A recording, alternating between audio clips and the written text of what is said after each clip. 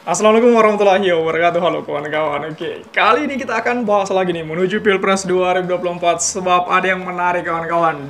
Ternyata ada pasangan calon presiden dan wakil presiden yang takut debat itu, yang nyalinya mulai ciut itu.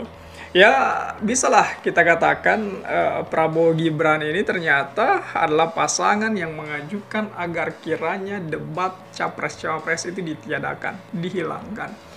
Nah, di sini kemudian banyak sekali meme-meme yang muncul di permukaan itu. Ada meme tentang Pak Gibran dengan Pak Jokowi yang ngambek Pak Gibrannya, katanya tidak mau ikut debat dan Pak Jokowi tenang, kita akan atur. Itu yang kemudian membuat semakin lucunya menuju Pilpres 2024 kawan-kawan.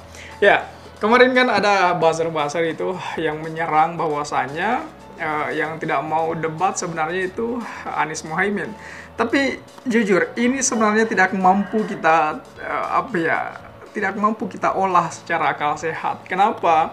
Karena Pak Anies dan Mohaimin ini jelas-jelas data mereka, visi dan misi mereka itu paling banyak.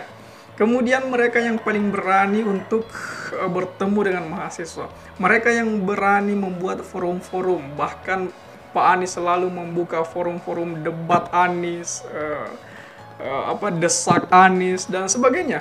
Ini yang kemudian membuat kita semua mata kita terbuka untuk betul-betul menganalisa hal yang terjadi kawan-kawan. Bahwasanya saat ini yang paling nyata menolak adanya debat itu pasangan Prabowo Gibran.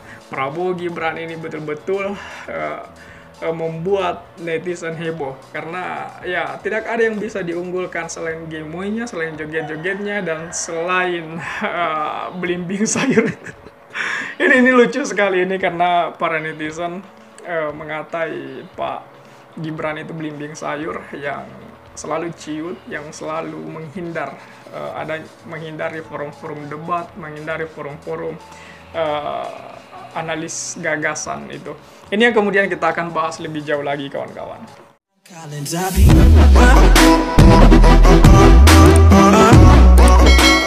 Dor, pasangan 02 Prabowo Gibran minta tidak ada debat, tapi hanya penyampaian visi misi.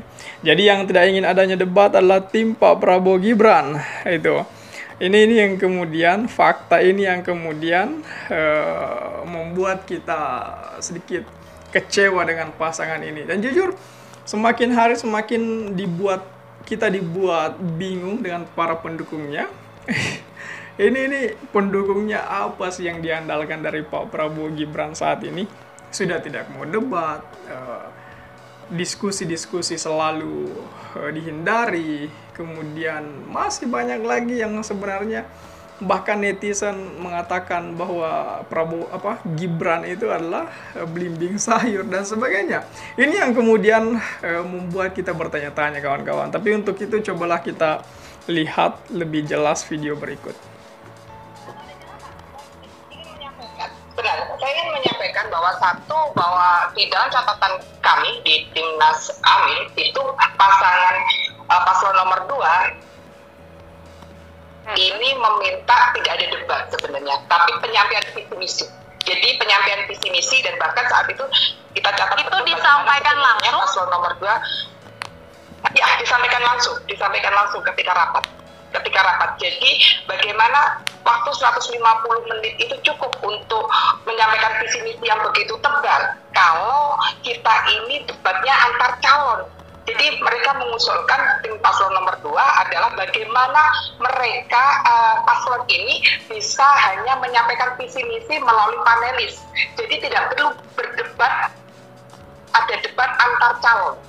Itu kita catat betul itu, dan kami di Timnas Amin ini terus terang kita tidak menyepakati itu karena bagaimanapun kita butuh melihat kualitas dari pasangan ini, sehingga yang kita fokuskan juga yang namanya debat ya berarti harus debat antar calon, tidak hanya menyampaikan visi misi. Itu Oke, kenapa sih Mas Edi waktu itu ada usulan justru nggak perlu ada debat, sampaikan aja visi misi? Ya karena memang kan ini masa kampanye kita kan sangat singkat. Di dalam masa kampanye singkat itu, penyampaian visi misi program itu juga relatif bisa dikatakan tidak menyeluruh. Tidak ada event tertentu di mana masing-masing pasangan calon yang pada saat ini, pemilu ini, kita hendak melakukan adu gagasan, itu memiliki kesempatan untuk adu gagasan tersebut.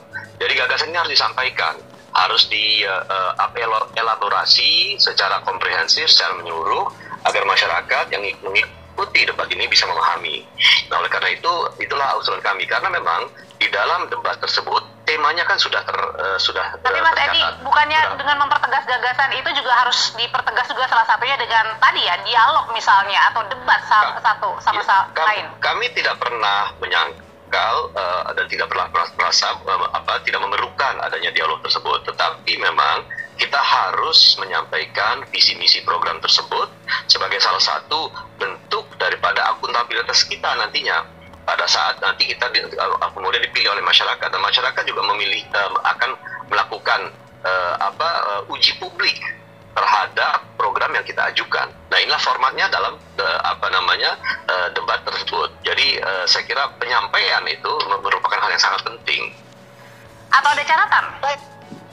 Jadi jelas sekali kawan-kawan, bahwasanya Pak Teddy ini menginginkan agar debat itu sebenarnya dihilangkan, diganti hanya dengan penyampaian visi misi.